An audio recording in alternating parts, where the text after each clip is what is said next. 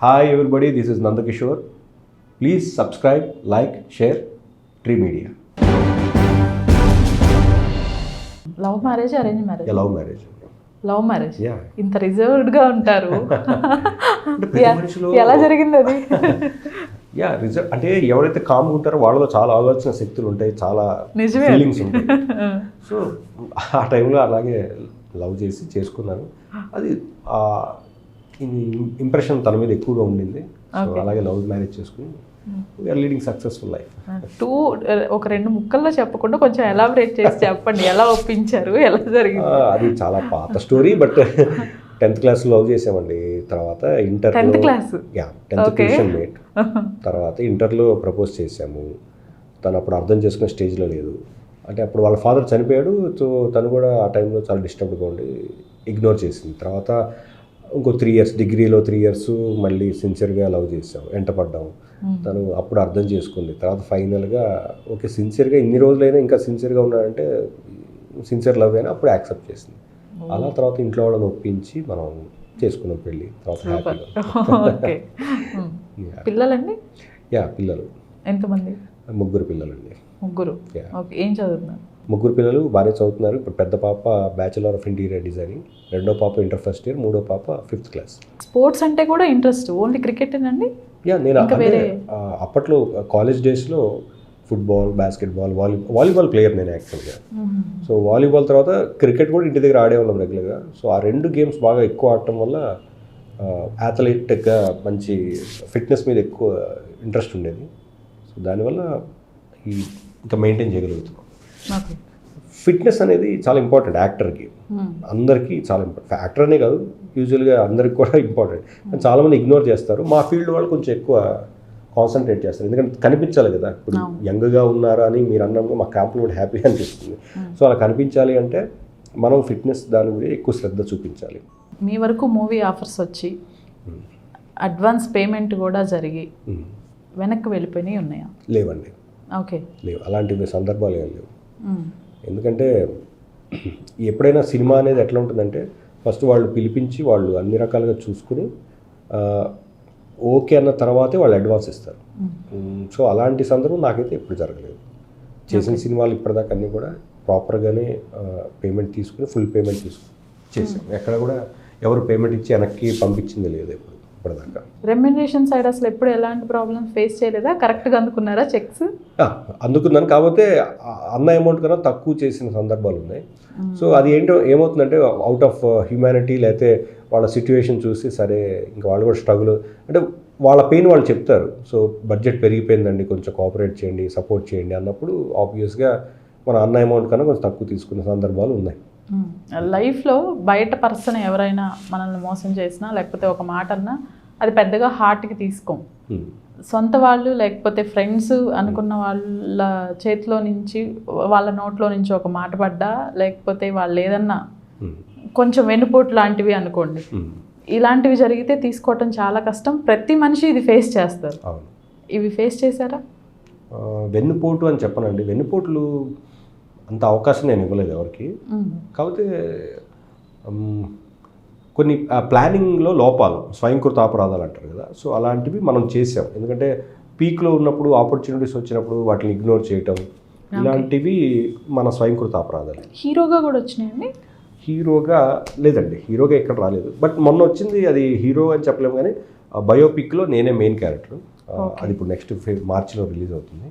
Okay. So అదే ఏదైనా కూడా మనం ఎక్కడ ఇగ్నోర్ చేసింది అలాంటివి ఏం లేవండి, సందర్భాలు ఏం లేవు. మీకు ఆల్మోస్ట్ సీరియల్ అంటే నాకు తెలిసి మార్నింగ్ టు ఈవినింగ్ వరకు రెస్ట్లెస్గా వర్క్ చేయాల్సి ఉంటుంది.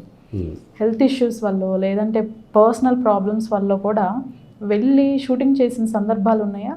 అలాంటి సందర్భాలు నిజంగా అయితే ఇప్పటిదాకా రాలేదండి. బట్ హెల్త్ ఇష్యూ ఉన్నా కూడా చేసిన సందర్భాలు ఉన్నాయి. అంటే ఫర్ ఎగ్జాంపుల్ జ్వరం వచ్చింది, జ్వరం ఉన్నా కూడా ఒక 2-3 సందర్భాల్లో చేయాల్సి వచ్చింది. ఎందుకంటే టెలికాస్ట్ ప్రాబ్లం అంటారు టెలివిజన్లో. అంటే ఈరోజు అందరు ఆర్టిస్ట్ కాంబినేషన్ ఉన్నప్పుడు ఆ సీన్ చేయకపోతే మళ్ళీ అది టెలికాస్ట్ ఆగిపోతుంది అనే ఉద్దేశంతో వాళ్ళు జ్వరం ఉన్నా కూడా రిక్వెస్ట్ చేయటం వల్ల అలాంటివి ఒక 3-4 సందర్భాల్లో చేశాం. సో అప్పుడు more than health commitment priority ఇవ్వాలి మనం. అలాంటి ఫీల్డ్లో మనం పనిచేస్తున్నాం కాబట్టి మనకి ఇక్కడ పైగా సాటర్డే సండేలు ఉండవు. ఎప్పుడైతే షెడ్యూల్ గ్యాప్ ఉంటుందో అదే మనకు హాలిడేస్. మీ ఇన్స్పిరేషన్ ఎవరు అసలు? నాకు ఇన్స్పిరేషన్ అంటే యాక్టర్గా అంటున్నారా లేకపోతే లైఫ్లోనా లేకపోతే?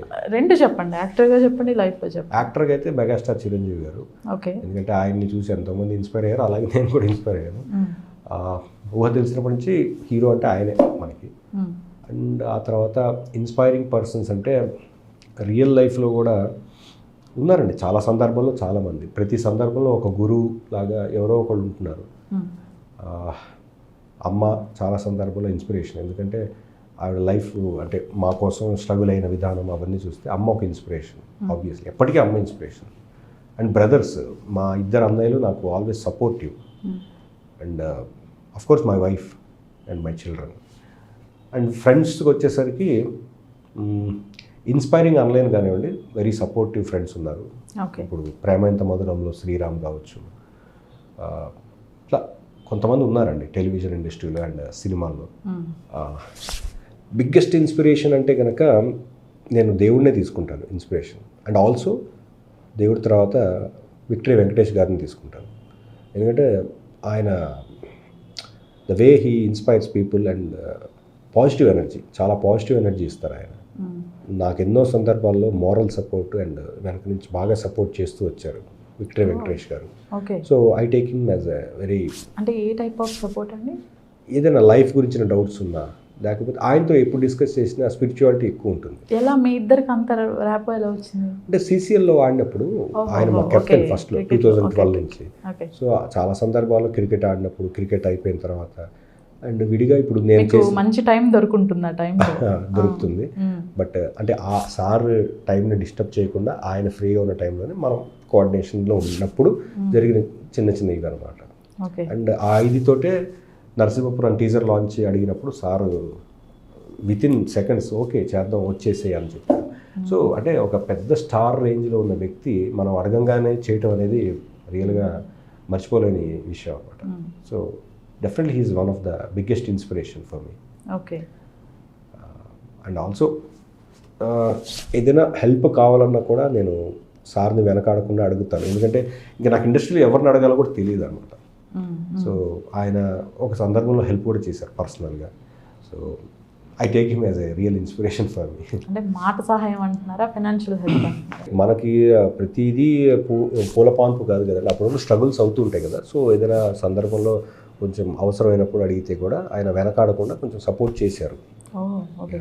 సో అంటే అంత ఆ విషయాలు అసలు యాక్చువల్ చెప్పుకోకూడదు, ఎందుకంటే ఏదో ఆయన చేసేసారు ఇది ఆయన అట్లని కాదు. ఆ స్థాయిలో ఉన్న వాళ్ళు మనకి చేయాల్సిన అవసరం లేదు, బట్ అయినా కూడా ఆయన చేశారు. అది ఎప్పటికీ మనం హార్ట్లో పెట్టుకుంటాం, మనస్ఫూర్తిగా ఎప్పటికీ అది మర్చిపోలేము. డెఫినెట్గా ఆయన ఎప్పటికీ హ్యాపీగా ఉండాలి మనస్ఫూర్తిగా కోరుకుంటాం. షూర్. ఈ సెలబ్రిటీ క్రికెట్ లీగ్ ఆడేటప్పుడే నందకిషోర్ గారు బ్యాటింగ్ కోసం వెయిట్ చేసిన ఆడియన్స్ కూడా చాలామంది ఉన్నారు. అంటే నేను యాక్చువల్ ఆల్రౌండర్ అండి. ఓకే. సో ఒక 2-3 సందర్భాల్లో టీంని ఒక మ్యాచ్ పర్టికులర్గా భువనేశ్వర్లో ఆడినప్పుడు 3 balls 10 runs ఉన్నప్పుడు ఆ రోజు లక్కీగా నాకు కరెక్ట్ అయింది, ఆ మ్యాచ్ గెలిపించాను. So actual more than a batsman, బౌలర్గా నన్ను రికగ్నైజ్ చేస్తారు మా టీంలో. ఎందుకంటే ఇప్పుడు టాలీవుడ్ తెలుగు వారియర్స్ టీంలో 1 to 10 members అందరూ బ్యాట్స్మెన్సే, బౌలర్సే, ఆల్రౌండర్సే.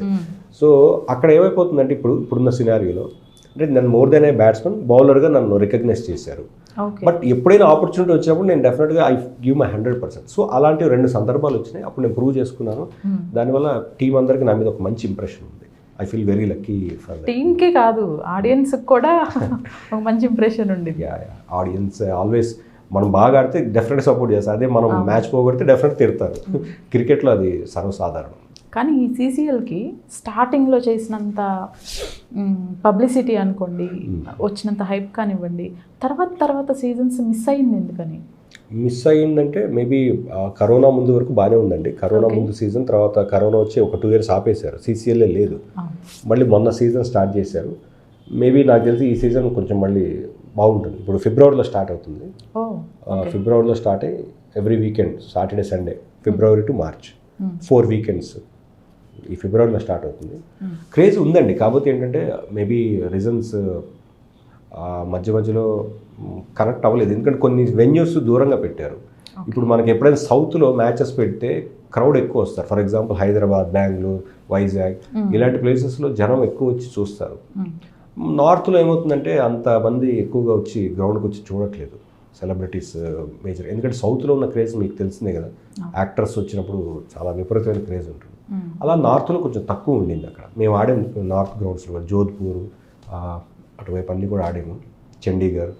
అక్కడ ఆడినప్పుడు జనం ఎక్కువగా రాలేదు ఆ టైంలో. సో అప్పుడు కొంచెం మీరు అన్నట్టు ఎక్కువ రీచ్ అవ్వలేదు, డిస్కనెక్ట్ అయ్యారు కొంచెం. బట్ లాస్ట్ సీజన్ చాలా బాగా కనెక్ట్ అయ్యారు. మళ్ళీ మేబీ ఈ సీజన్ ఇంకా బాగా కనెక్ట్ అవుతారు.